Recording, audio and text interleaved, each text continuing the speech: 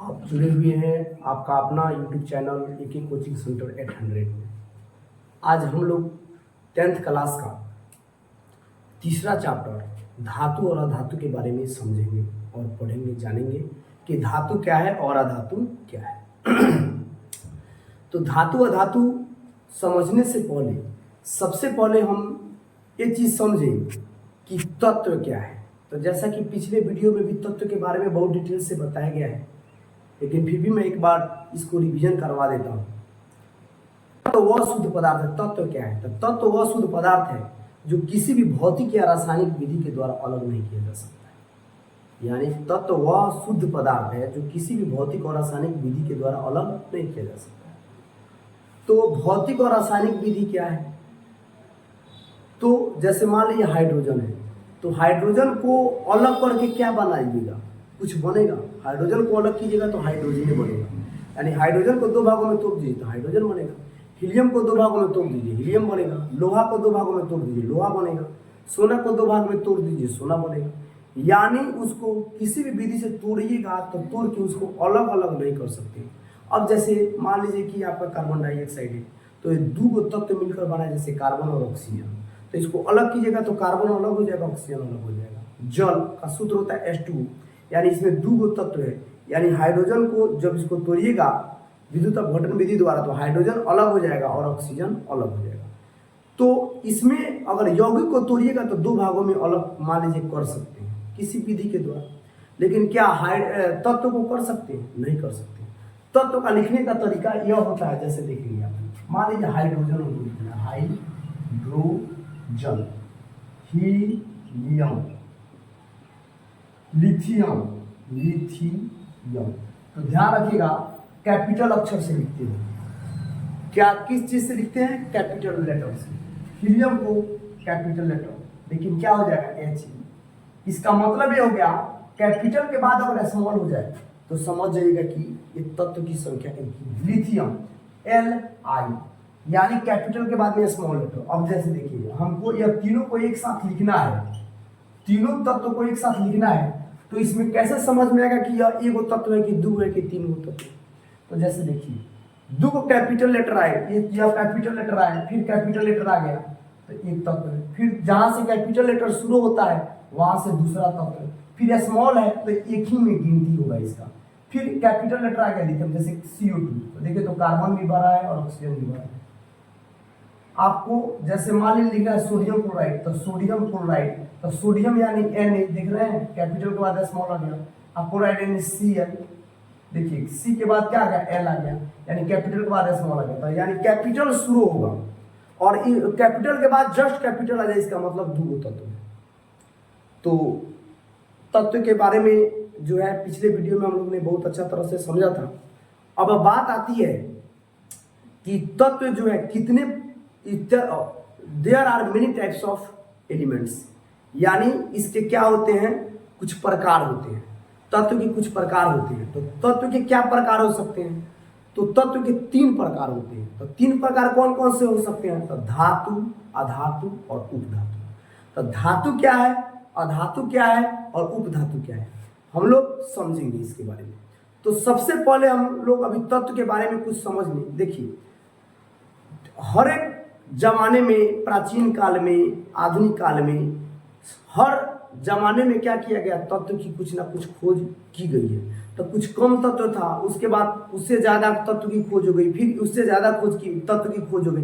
इस प्रकार जब तत्व ज्यादा हमें मिल गई तो उसको सजाने की जरूरत पड़ी। तो हम लोग अनेक अनेक विधि से, अनेक अनेक वैज्ञानिक आए, अनेक साइंटिस्ट आए, वह अलग अलग प्रकार से सजाए। तो उस समय कम था तो सजाना आसान था। जैसे जैसे बढ़ता गया तो सजाने की तरीका बदलती गई। लास्ट में हम लोग मेंडलीव की आवर्त सारणी पढ़ते हैं। तो मेंडलीव की आवर्त सारणी में कुछ तत्व थे, 80-90 तत्व के आसपास थे। उसके बाद में आज के डेट में 119 तत्व, 116 तत्व, 100, मतलब कि तत्वों की संख्या जैसे जैसे बढ़ती गई वैसे वैसे उसको सजाने की तरीका बढ़ती गई। तो अब जो है, अब हम लोग जिस आवर्त सारणी का प्रयोग करते हैं उसको बोलते हैं आधुनिक आवर्त सारणी। आधुनिक आवर्त सारणी में तत्वों को क्या किया गया? सजाया गया। तो तत्वों को सजाया गया तो धातु, अधातु और उपधातु के रूप में। तो सबसे पहले तत्व की खोज, प्राचीन काल में मात्र हमारे पास 8 तत्व की खोज हुई थी। प्राचीन काल में क्या हुआ था, कितने तत्व की खोज हुई थी? तो 8 तत्व की। जैसे देखिए यहाँ पर प्राचीन काल में 8 तत्व की खोज हुई थी, जिसमें क्या थे? 8 धातु थे। तो 8 धातु थे, तो सब तो तत्व है, इसमें धातु अधातु धातु होता है। तो कौन कौन? तो सोना, चांदी, तांबा, टीन, शीशा, लोहा और एल्यूमीनियम। 18वीं सदी जब आते आते कि अंत तक हमारे पास 20 धातु मिल गए। 18वीं सदी के आते आते हम लोग कितने धातु मिल गए? 20 धातु। 1869 ईस्वी तक लगभग 50 तत्व हमें प्राप्त हो गए थे। लगभग कितने तत्व प्राप्त हो गए थे? तो 50 तत्व प्राप्त हो गए थे। तो 50 तत्व में अब हम लोग आज के डेट में बहुत सारे तत्व हम लोग को प्राप्त हो चुके हैं। तो उसको सजाने के लिए हम लोग आवर्त सारणी का प्रयोग करते हैं, मेंडलीव आवर्त सारणी, उसके बाद में आधुनिक आवर्त सारणी। आजकल हम लोग को जितना तत्व मिला है उसको सब सजाने के लिए आधुनिक आवर्त सारणी की आवश्यकता होती है, और आधुनिक आवर्त सारणी के द्वारा हम लोग क्या करते हैं? सजाते हैं। अब बात आती है धातु अधातु धातु की। तो कुछ लोग देखिएगा कहीं कहीं ट्रिक मिलता है कि जिस तत्व के अंत में मो आ जाए वह क्या है? धातु है। जिस तत्व के अंत में मो आ जाए वह धातु है। सोडियम, लिथियम, बेरिलियम, हीलियम, यानी जिसके अंत में मो आ जाए वह क्या होता है? धातु होता है। और जिसके अंत में 9, 100, रो आ जाए, जैसे कार्बन, बोरोन, यानी 9 आ जाए अंत में, 100 आ जाए अंत में, रो आ जाए अंत में, वो क्या हो जाता है? अधातु होता है। लेकिन कहीं कहीं फेल हो जाता है। जैसे धातु आपका तांबा हो गया तो लास्ट में मो आया? नहीं आया। जस्ता आ गया, लास्ट में मो आया? नहीं आया। 2 आ गया, आया? नहीं आया। तो कुछ देर के लिए मान सकते हैं, जैसे मान लीजिए समझ में नहीं आया तो मो आ जाए तो हम लोग समझ देंगे सोडियम है। चाहे कुछ तत्व अपवाद भी होते हैं जो कि मो भी आ जाएगा तो वह धातु नहीं, उपधातु अपवाद में हो जाता है, जैसे लिथियम। तो कहने का अर्थ है कि यह थोड़ी देर के लिए यह ट्रिक काम आ जाता है, लेकिन आगे चल के कुछ ऐसे तत्व, सभी तत्वों का जब हम ज्ञान प्राप्त करेंगे तो उसमें से मो जो है 9 भी आ जाएगा तो वह, जैसे देखिए यहाँ पर वो आ जाएगा, हो आ जाएगा, तो भी वो क्या हो जाएगा? धातु हो जाएगा।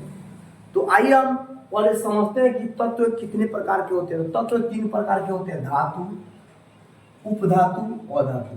अब कहिएगा धातु अधातु, बीच में उपधातु का है लिखिए।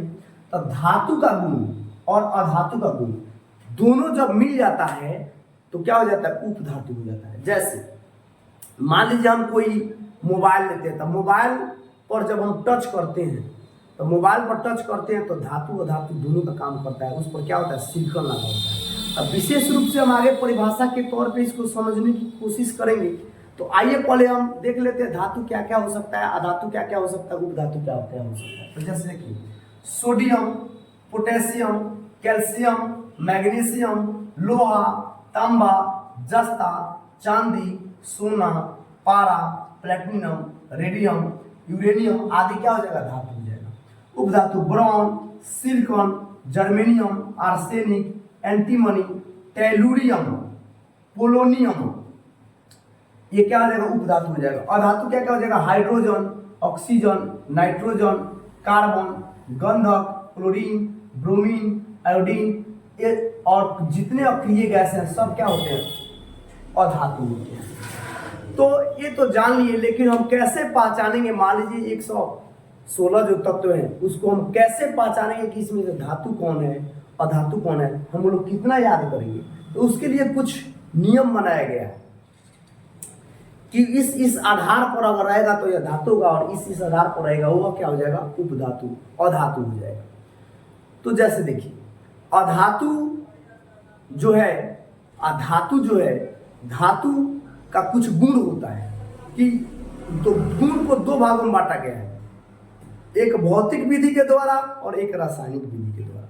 तो भौतिक विधि का बहुत सारा गुण पाया जाता है और रासायनिक विधि का भी बहुत सारा गुण पाया जाता है। तो भौतिक विधि के द्वारा भी, भौतिक विधि में क्या क्या गुण हो सकते हैं वो जानेंगे, फिर रासायनिक विधि में क्या क्या गुण होता है यह जानेंगे।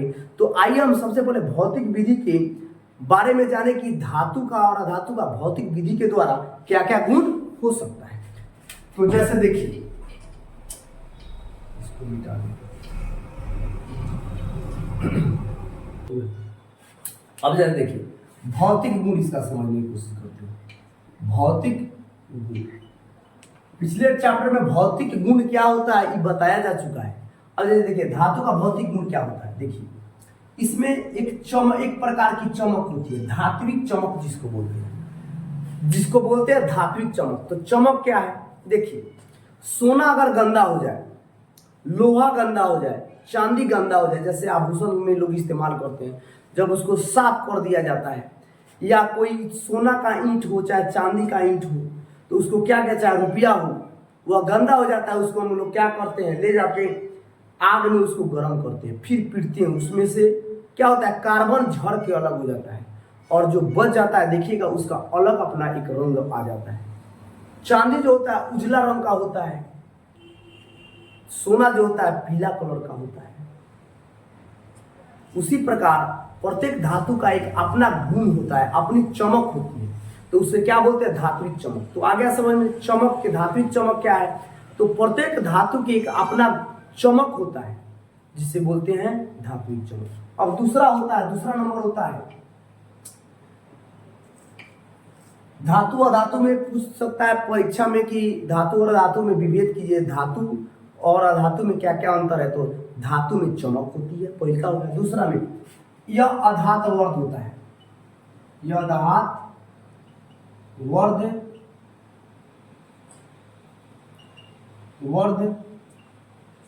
होता है। अधात वर्ध का मतलब क्या होता है, जैसे धातु कोई है उसको आप लोग पीट के चद्दर के रूप में, यानी कागज जितना पतला चद्दर बना सकते हैं।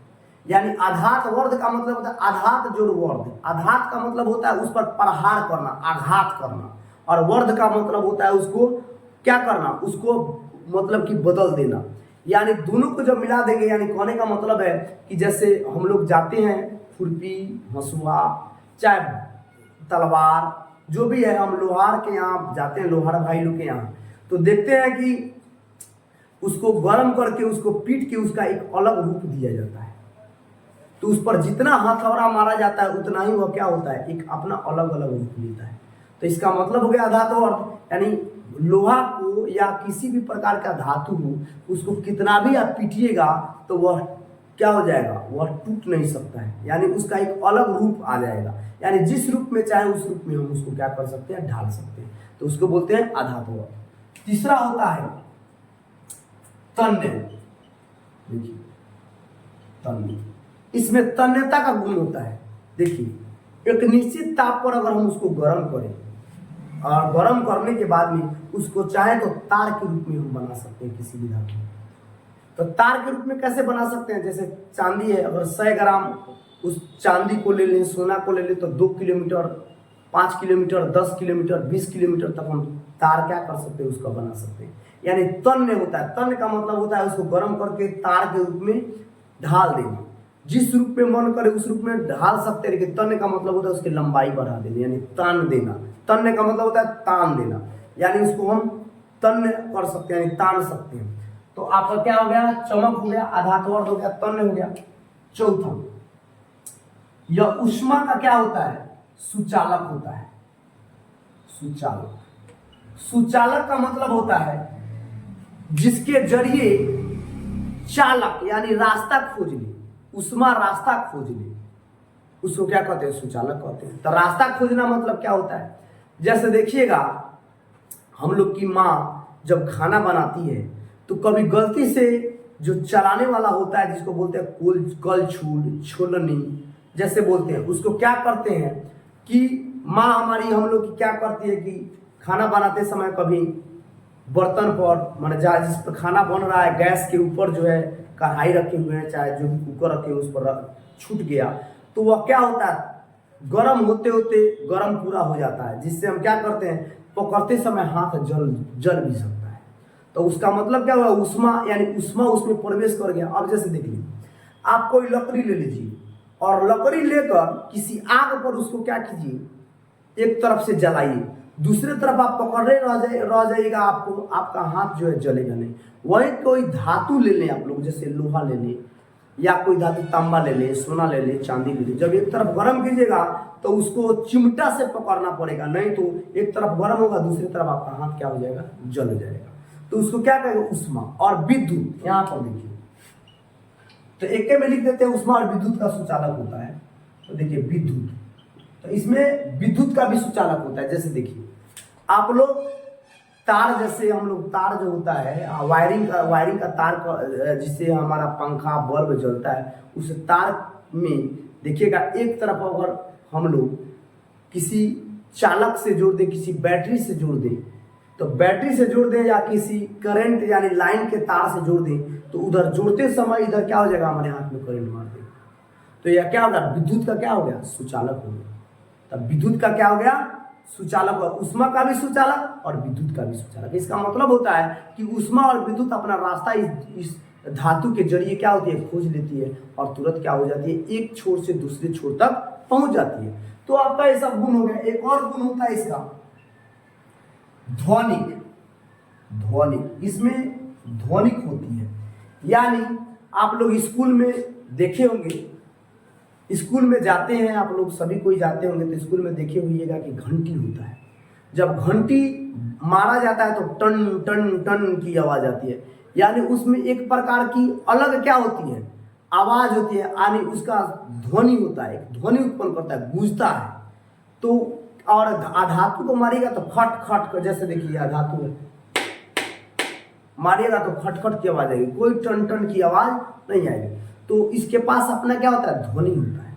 तो जैसे देखिए धातु में, धातु का भौतिक गुण क्या होता है, इसमें चमक होती है, या धातुवर्ध होता है, या तन्य होता है, या उष्मा का सुचालक होता है, या विद्युत, उष्मा और विद्युत का सुचालक होता है। दोनों एक ही में, उष्मा और विद्युत का सुचालक, इसमें ध्वनि होती है। अब आइए, यह तो हो गया धातु। अब जो है उपधातु, अधातु के बारे में समझते हैं, फिर उपधातु के बारे में समझते हैं। तो अधातु में क्या गुण होती है, तो देखिए भाई, अधातु में चमक नहीं होती है, अधातु में चमक नहीं होती है, अधातु में चमक नहीं होती है। अब कहिएगा सर अधातु में आप बोल रहे हैं चमक नहीं होता, नमक क्या है, तो भाई नमक एक अपवाद है। मान लीजिए एगो देखिए, अब कहने का मतलब है जैसे इस प्रकार से समझिए, हम लोग शुरू में पढ़े हैं सजीव के 5 गो लक्षण। तो सजीव के 5 गो लक्षण है, कौन कौन, तो सजीव चलता है, सजीव बोलता है, सजीव वृद्धि करता है, सजीव जनन करता है, सजीव क्या करता है, सजीव क्या करता है, श्वसन करता है। तो कहने का मतलब उत्सर्जन भी करता है, 5-6 गो 7 गो गुण होता है। तब अभी 5 गो गुण आप लोग समझिए कौन कौन, श्वसन, चलन, वृद्धि, प्रजनन, उत्सर्जन। तो कहने का मतलब ये है कि अब आप बताएं, अब हम आप लोगों से प्रश्न करेंगे, क्या ये 5 गुण होता है, पेड़ में ये 5 गुण पाया जाता है, तो इसका मतलब पेड़ सजीव नहीं हुआ। उसमें एक गुण कम है कि चल नहीं सकता है, बाकी आप जो काम करते हो वो भी करता है। वह चल नहीं सकता और बोल नहीं सकता हमारी तरफ, लेकिन उसका बाकी सारा गुण, आप भी, हम भी खाना खाते हैं, वो भी खाना खाता है। तो हम लोग कच्चे सामग्री का इस्तेमाल नहीं करते हैं, पक्की सामग्री का इस्तेमाल करते हैं, कच्चे सामग्री का इस्तेमाल करते हैं। तो हम लोग विशेष उस पर चर्चा नहीं करेंगे, जब हम लोग जीव विज्ञान पढ़ेंगे तब इस पर चर्चा करेंगे। उसी प्रकार मात्र 1 से 2 गुण नहीं होता है, तो इसका मतलब ये नहीं ना कि सजीव नहीं हुआ, सजीव हुआ। तो जैसे देखेंगे हम कि इसमें भी एक गुण नहीं है, चमक। चमक एक गुण उसमें है, बाकी गुण तो नहीं है। क्या उसमें करंट दौड़ाएगा तो करंट पहुंचेगा? क्या उसमें जब उष्मा गर्म कीजिएगा तो क्या एक तरफ, एक छोर से दूसरे छोर तक पहुंच सकता है? क्या वो धातुवर्ध हो सकता है? क्या वो उसको तोड़ तोड़ के हम नहीं कर सकते? मतलब तोड़ के मैं ही बोल रहे हैं, तोड़ के उसको आघात, मतलब कि उसको हथौड़ा मार के उसको किसी रूप में डाल सकते हैं, हम हंसुआ खुरपी बना सकते हैं, चाहे जो चाहे बना सकते हैं, नमक से नहीं। तो एक अपवाद हो गया। अब अधातु में जो होते हैं, अपवाद में हम लिख देते हैं नमक, बहुत सारा होता है अपवाद, हम आगे पढ़ाएंगे आप लोगों को। अपवाद में क्या हो गया, नमक। अब जैसे ध्यान देने वाली बात है कि यह अधातवर्ध नहीं होता है, यह अधातवर्ध नहीं होता है, अधातवर्ध नहीं होता है। अधातवर्ध का मतलब क्या होता है, अभी बताएं कि अधातु को पीट के आप किसी रूप में नहीं बदल सकते हैं। जैसे देखिए कल का हंडिल आप लोग देखे, कल के जिसको बोलते हैं हम लोग अपने भाषा में मुरा कल, जिससे पानी देता है। तो अब बताइए, अगर धातु रहता तो आप लोग गांव में देखे होइएगा, अर्थिंग के तार ले जाके नीचे जोड़ दिया जाता है कॉल के पाइप में। अगर अधातु रहता तो हम लोग कॉल पकड़ते उसी में सटले रह जाते, मर जाते। तो विद्युत ऊष्मा का तो सुचालक नहीं है, और उसको जब पीटेंगे कॉल के मूला को तो क्या हो जाएगा, भंगुर होता है, यानी वह क्या हो जाएगा, वह मिही हो जाएगा, भूकरूसी हो जाएगा। तो भाई किसी रूप में ढाला गया नहीं, तो आप लोग पूछेगा सर तो ढाला नहीं है, जब वो किसी रूप में बदल नहीं सकता है, तो आप बताइए कि वह कॉल का रूप सांचा कैसे ले लिया। तो उसको ढाला जाता है, न कि उसको पीट के किसी रूप में बदला। ढालने का मतलब होता है जैसे आप लोग देखते हैं घर के छत ढाल देना, उसी प्रकार उसको हम लोग क्या करेंगे, गर्म करके जिस रूप में चाहे उस रूप में ढाल सकते हैं, न कि उसको पीट पीट के आप लोग किसी रूप में बना सकते हैं। इसमें तन्यता का गुण नहीं होता है, तन्यता का गुण नहीं होता है। तन्यता का मतलब होता है क्या उसको गर्म करके तार के रूप में बना सकते हैं? जी नहीं, यह इम्पॉसिबल है, आप ऐसा नहीं कर सकते। तीसरा है उष्मा और विद्युत का चालक तो होता ही नहीं है। उष्मा और विद्युत का ये चालक, उष्मा और विद्युत का ये क्या होता है, चालक नहीं होता है। उष्मा और विद्युत का चालक कैसे नहीं होता है भाई? अगर उष्मा और विद्युत का चालक होता तो नमक का भी हम इस्तेमाल करते, उसका भी तार बना के क्या करते हम लोग, दौड़ा देते, क्योंकि नमक सस्ता है, और नमक सस्ता है तो हमें आराम से बिजली का तार मिल जाता। बिजली का तार में हम क्या करते, धातु का इस्तेमाल करते। तो धातु में भी बहुत सारे गुण होते हैं, उसमें भी बहुत सारे गुण होते हैं। तो पंखा में कोई तार क्यों लगाया जाता है? अब बताइए, आप लोग नाइक्रोम का तार क्या यूज करते हैं, हम लोग एल्युमिनियम का तार क्यों नहीं करते हैं हीटर में? टंगस्टन का तार का इस्तेमाल बल्ब में करते हैं, हम लोग एल्युमिनियम का तार का इस्तेमाल क्यों नहीं करते? तो देखिए, ये चैप्टर फिजिक्स की है, प्रतिरोध जब चैप्टर हम लोग पढ़ेंगे तब प्रतिरोध में ये आप लोग को पता चलेगा कि हर व्यक्ति गुण होता है। अब जैसे देख लीजिए, मान लीजिए हमको मारिएगा तो हो सकता है, चाहे किसी बच्चा को जाकर मारिएगा तो आपसे नहीं जीतेगा, तो आपको क्या कर देगा, गाली दे देगा। उसी प्रकार जब चालक हम देंगे, यानी जब करंट देंगे तो वह क्या होगा, प्रतिरोध रोकता है, यानी इधर से कोई चीज जा रहा है इधर रुकेगा, तो दोनों में झगड़ा होगा तो उसका गुण होता है। तांबा क्या होता है, नाचने लगता है, इसलिए हमने पंखा में इस्तेमाल कर दिया। उसके कथी नाता है, तार थोड़े नाता है जी, उसके क्या होते हैं, उसके करंट जो है नाचने लगते हैं। तो उसी प्रकार आइए आगे देखते हैं। और ध्वनि, किसमें कोई ध्वनि नहीं होती है, किसी भी धातु में जाके उसको मार के देखिए, खटखट की आवाज आएगी, टन की आवाज नहीं आएगी। तो आप लोग समझ सकते हैं इस प्रकार धातु और अधातु के भौतिक गुण के बारे में पढ़िए। अब देखिए उपधातु क्या है। उपधातु जो है जैसे धातु का भी गुण हो और अधातु का भी गुण हो। देखिए, धातु में तो करंट आ जाएगा और अधातु में करंट नहीं आएगा। तो धातु में अब बताइए, हम लोग मोबाइल में अधातु के, मोबाइल के जो टच होता है, मोबाइल का जो टच होता है उसमें हम लोग अधातु का उपयोग करते हैं, उपधातु का उपयोग करते हैं।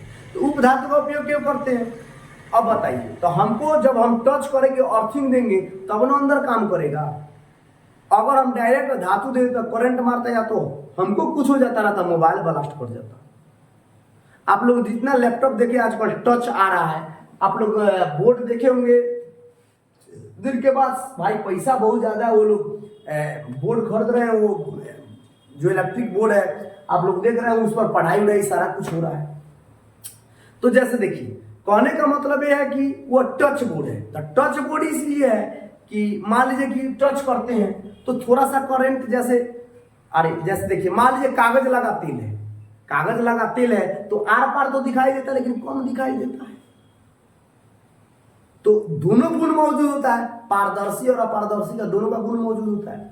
उसी प्रकार इसमें करंट जाता है लेकिन मारता नहीं, क्योंकि अधातु का भी गुण होता है, अधातु का भी गुण होता है, धातु का भी गुण होता है। धातु और अधातु दोनों के मध्यवर्ती गुण जिसमें पाए जाए उसको उपधातु कहते हैं। जैसे सिलिकॉन होगा, आप लोग के पिछले टॉपिक में हम कुछ उदाहरण दिए थे धातु का, अधातु का, उपधातु का। तो ये टॉपिक हो गया आप लोग का धातु, अधातु और उपधातु।